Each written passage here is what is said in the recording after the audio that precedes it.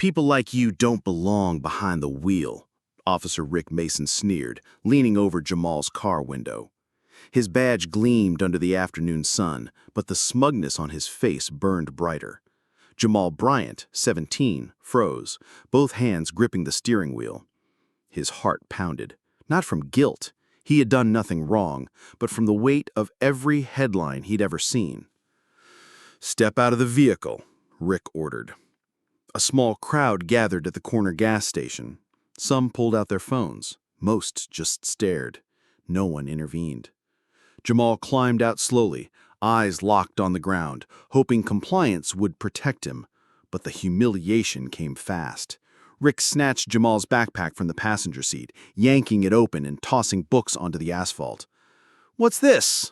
Looks like stolen property to me," Rick smirked, holding up a math textbook like evidence of a crime. Jamal stayed silent. His mother had warned him, "Don't argue, don't escalate." But silence didn't help when Rick grabbed a water bottle from a nearby trash can and dumped it onto Jamal's head. The crowd gasped. Some laughed. Someone whispered, "He's just a kid." Jamal clenched his fists, but didn't move. A woman across the street raised her phone, recording quietly. She recognized the boy, and more importantly, she knew exactly who his mother was. Rick shoved Jamal toward the hood of the car, one hand pressing between his shoulder blades. His other hand hovered near his holstered gun. "You should be grateful I don't haul you in right now," Rick spat. "Stay quiet and maybe this ends easy." Jamal's backpack lay scattered on the ground. Among the notebooks and loose papers, a small laminated photo slid free. A picture of him as a toddler, beaming in a miniature police uniform, standing beside a smiling black woman in full police chief regalia. Rick noticed it. His eyes narrowed. "Cute costume," he snorted. He didn't look closer. Jamal's breathing steadied. He thought of his mom's words again.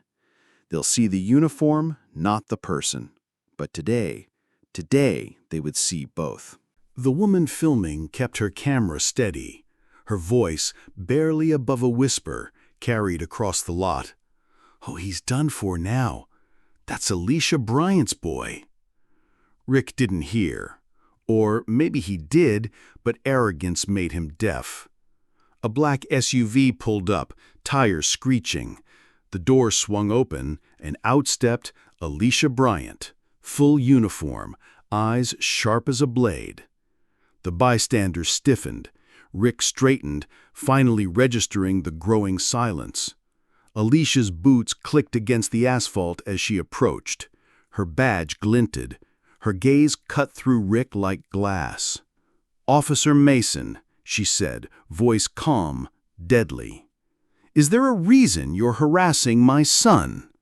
The blood drained from Rick's face. Jamal stood upright, silent, the water still dripping from his curls. I didn't know," Rick stammered. Alicia held up her hand. In it, she displayed her department ID and beneath it, her official chief's badge. "It's not your job to know who someone is. It's your job to treat them with respect." Her eyes never wavered. "Effective immediately, you're suspended pending investigation." The onlookers were frozen, phones raised, jaws slack. Jamal didn't smile. He didn't gloat. He simply met his mother's eyes with quiet pride as Rick stumbled back. Alicia's voice softened but carried across the lot. "Sometimes the badge you disrespect is the one that decides your fate." The parking lot fell silent as Alicia gently placed a protective hand on her son's shoulder, guiding him away, not with vengeance, but with quiet, unwavering authority. Moments like this remind us dignity isn't given, it's demanded. Jamal's silence wasn't weakness, it was discipline. And his mother, she was the reminder that justice often wears the uniform they never expected. If you believe more stories like this deserve to be told, subscribe and share your thoughts below.